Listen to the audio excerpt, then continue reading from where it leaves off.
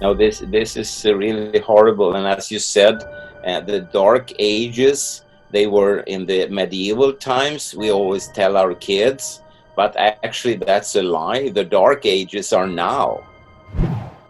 Hey friends, Sean from SGT Report here. Thanks so much for tuning in. Before we begin this important interview about 5G and its potential dangers, just a quick word from this interview's sponsor. As you guys likely know, the keto diet is taking the fitness industry by storm for its benefits in healthy appetite management, energy levels, and mental clarity.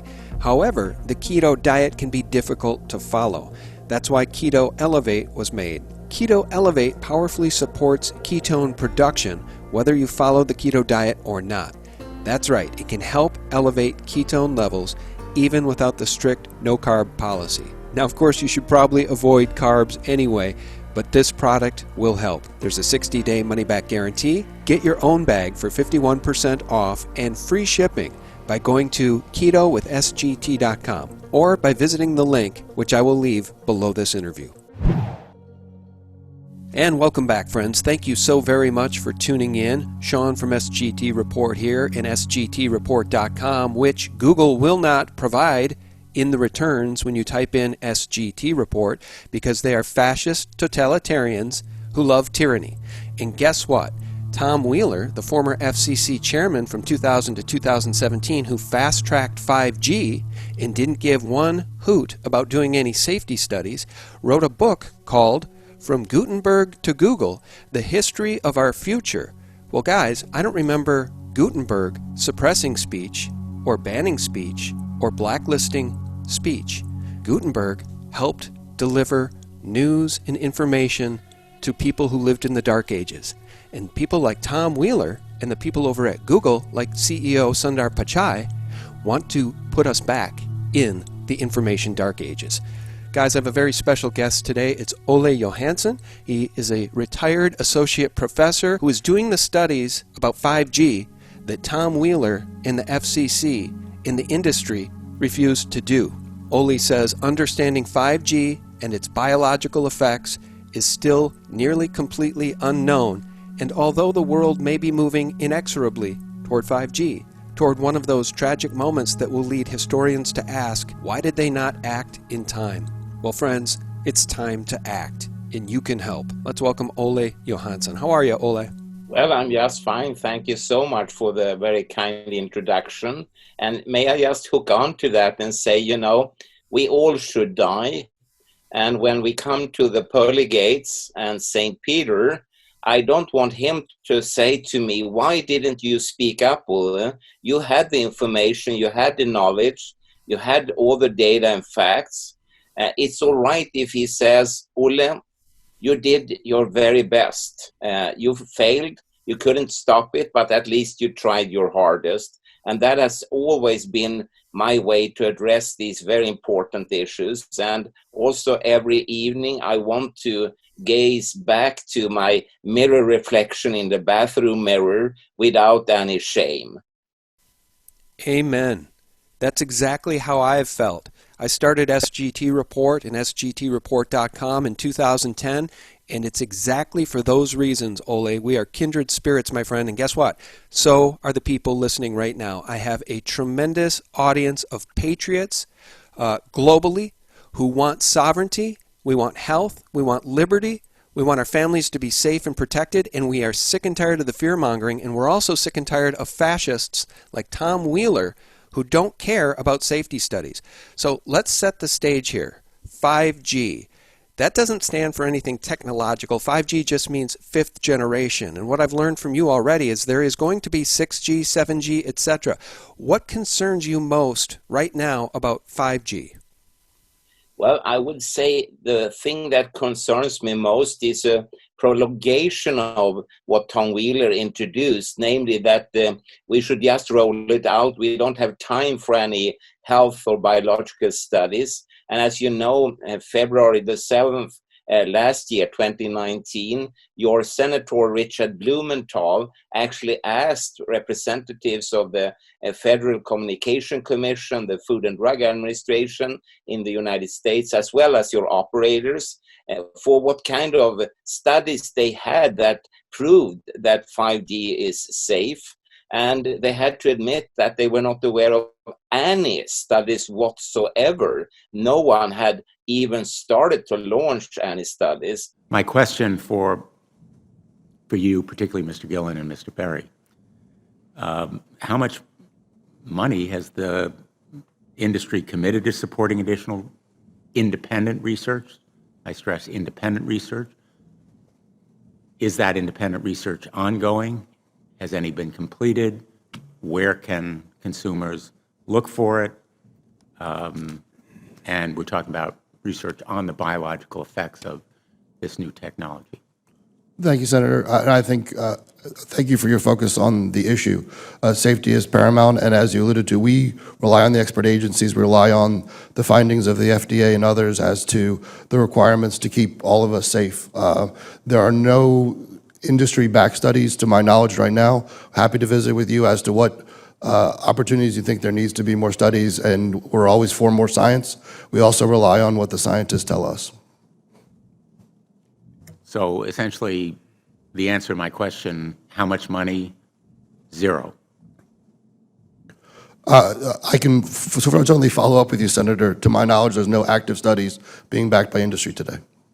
And that is scary, given all the information. And now we are talking of tens of thousands of peer-review-based publications on 4G, 3G, 2G, 1G, and all other types of radio frequency communications, power line, utilities, etc. All the data we already have. And still the industry is just going along with new versions. And technically, 5G will be very different and may even result in a much higher radiation exposures, and definitely at very much higher frequencies, so-called millimeter waves. And Olle, before we continue, I'm remiss to have not asked you to just share your background for my intellectually engaged audience, because you're no shrinking violet. You're retired now, you're an associate professor. Where were you an associate professor? Just briefly, your background. Well, I wish I was a violet, actually, because I'm very interested in amateur gardening, but that's another thing. I worked my whole life at the Karolinska Institute here in Stockholm, Sweden, which is very well known because my peers are handing out the Nobel Prize in Physiology or Medicine. I was also associated to the Royal Institute of Technology for a number of years. And my interest has been the neurosciences, so I know a little bit about the brain, spinal cord, and the peripheral nervous system. And later on, I entered the area via the functional disability called electron-hypersensitivity, namely adverse and health and biological effects of artificial electromagnetic fields, like from baby alarms, smart meters, laptops, tablets, cell phones, smartphones, and whatnot. Very good. All right. Well, I also want to share with the audience before we continue that Olle is doing a fundraiser to support his research. And guys, just think about it. If everyone listening pitched in $1, we could easily raise $50,000 to $100,000 for Olle's research. Now, this is research that the 5G industry refuses to do, guys. This is very important. So I'll put the link to the fundraiser below. Olle, do you want to just tell us briefly what you intend to do? Where will the fundraising money go? What do you want to study specifically? Well, we have a number of projects, including, of course, 5G and health effects of it, but also more focused studies like on electron hypersensitivity. We want to see or solve rather questions around frequency medicine, and also we are very keen on producing some kind of a media kit that people like yourself and others could be using to show dramatic effects from exposure experiments. So there is quite a number of things, and we have a bunch of collaborators, not only in Sweden, but around the world, including in the United States. And we want to share the money in between for each project.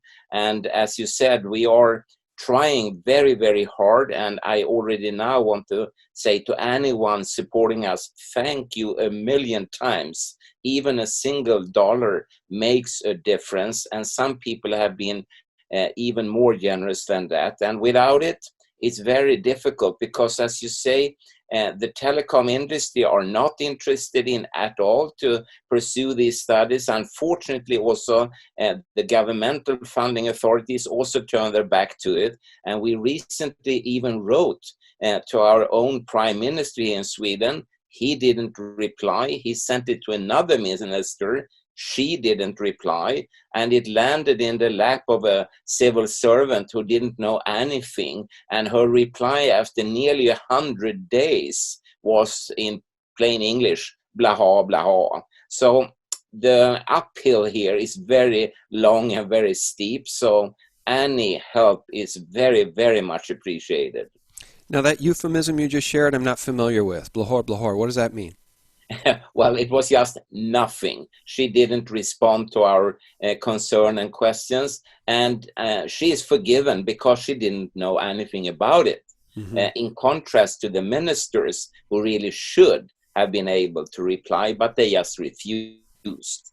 We will read about it, because we felt it was so very important to show that not only people, for instance, as you mentioned, Tom Wheeler, are meeting our demands very flimsily, but also here in Sweden and elsewhere.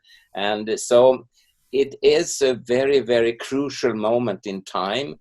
And of course, every evening I go down on my knees at my bed and I beg to God to make me wrong. It is far better for me to see that all these radiation, all the gadgets, everything is safe. But that would mean, that tens of thousands of already published papers in scientific journals all have to be wrong at the same time. And that has never happened before in the history of mankind. All right, so let me ask you this. Let's talk about the potential for weaponizing this technology. 4G works great. Okay, I've got just one of these stupid Apple iPhones. I hate Apple because they use slave labor to produce these things. But yes, I do have an iPhone, and it works fine. I do not see the necessity or need for 5G. So, if we already know that the mainstream Mockingbird media around the world, and in the USA specifically, has been weaponized to keep truth from the people and to literally spread lies, Russiagate lies, covering up vaccine dangers, etc., etc. It's easy to make the leap that many of these corporations are operating the same way. In your view, can this technology be weaponized? Because millimeter wave technology is very short wave, right?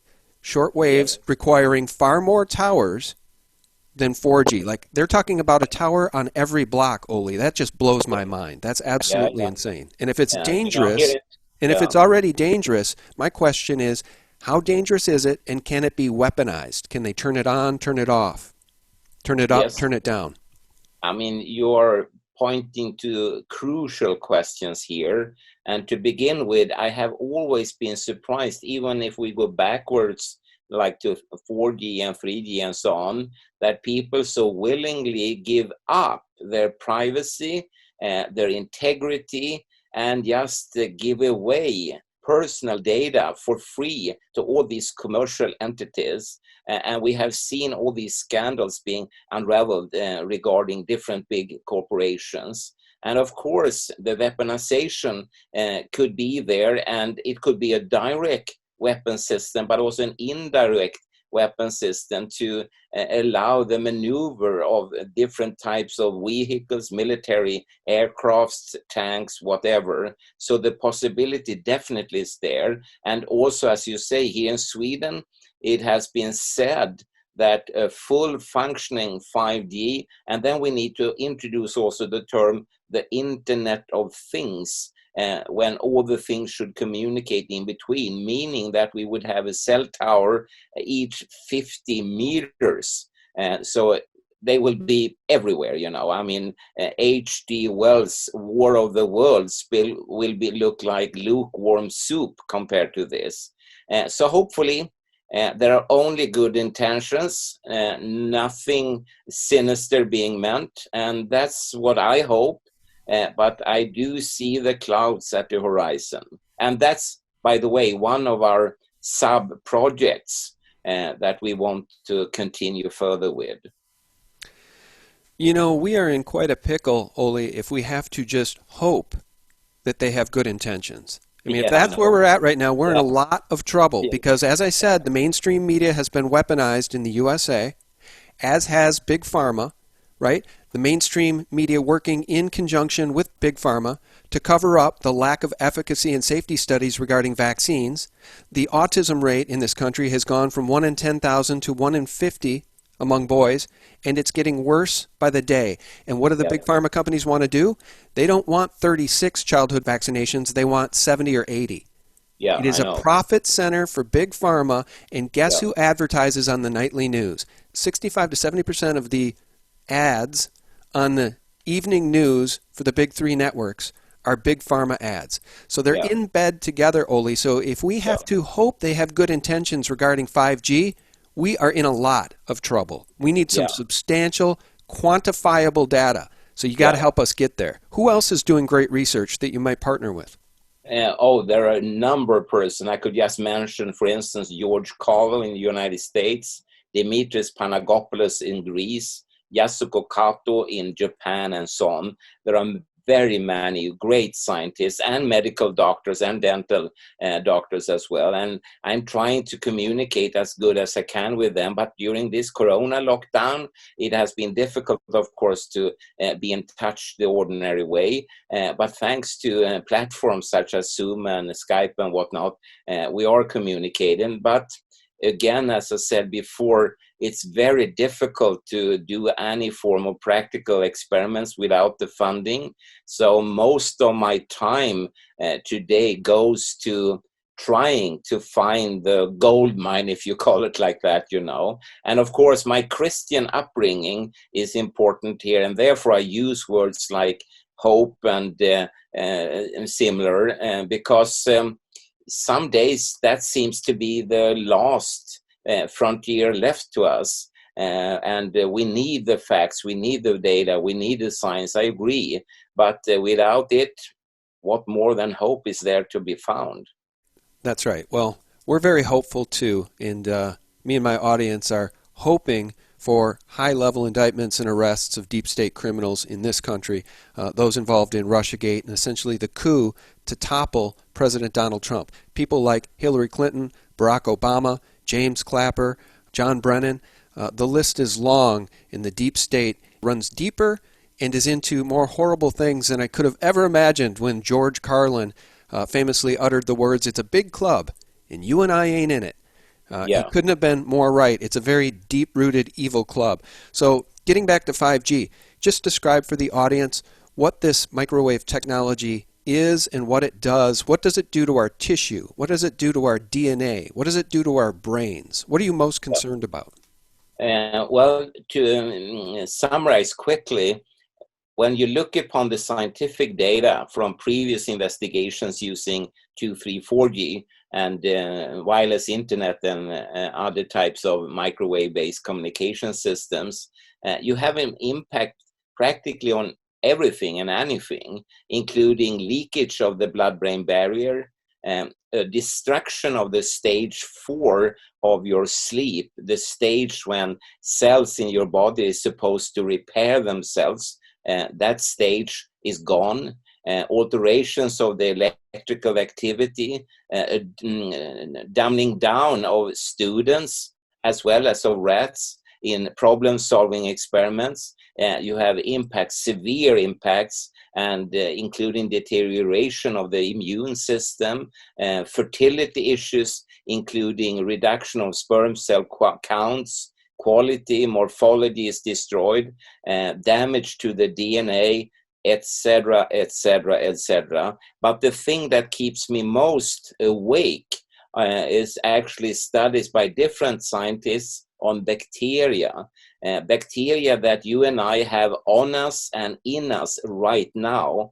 And when they were exposed either to 2G, the second generation, which we call GSM phones, or to modern Wi-Fi routers, not very much happened apart from one thing, namely they became antibiotic resistant. And at the same time, this study was published in 2017. Completely independently of it, the G20 countries had a separate meeting here in Europe only about the fact that more than 25,000 Europeans died prematurely due to antibiotic resistance in healthcare.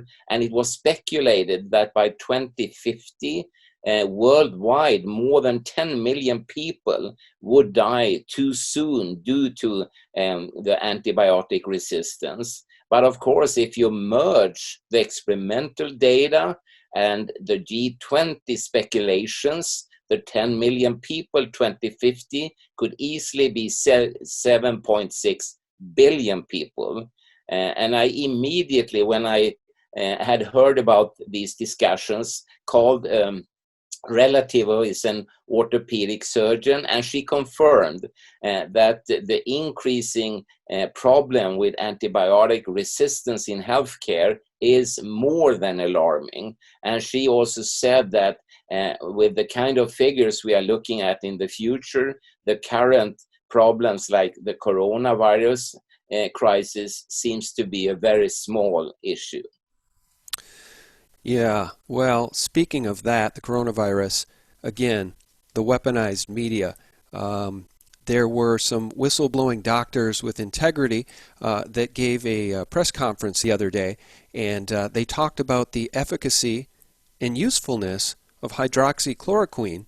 They were absolutely lampooned and their character muddied and sullied by the mainstream mockingbird horror media in the United States. And it's just disgusting. It's gotten to the point, Olle, where it seems to me that when you Google something, I'm going to show you something in a second, when you Google just about anything, and I mean literally use Google versus Bing or use DuckDuckGo, when you Google anything, you are going to get the official deep state talking points for what they want us to believe. Let's take a look. 5G dangers, and here's what you get. An ad, 5G health facts, 5G tech, what you should know. How about this one? The great 5G conspiracy from our good Mockingbird friends at The Atlantic. Here's one. The 5G health hazard that isn't, the New York Times. So here's what I know about 5G pilot programs. Wuhan was a 5G pilot city. My understanding is there was more than 10,000 5G towers in Wuhan, China. Where else have they rolled out 5G? Because I think they're doing it by stealth in this country. I don't even know how far they've pushed it. I don't know how many towers are up in the United States. I don't know how many European nations have said no. I think there have been some that have banned 5G. Give us an update on the rollout of this thing. Do you have any numbers? Well, you hit the nail's head, really, because it's the same wherever I call people. It seemed to happen in secrecy. They don't have any numbers like here in Sweden. If you ask me how many base stations for 5G that is up and running, I don't know. We have been out trying to measure because we identified some new base stations, but they didn't seem to be functioning yet. But we need to come back and check for it.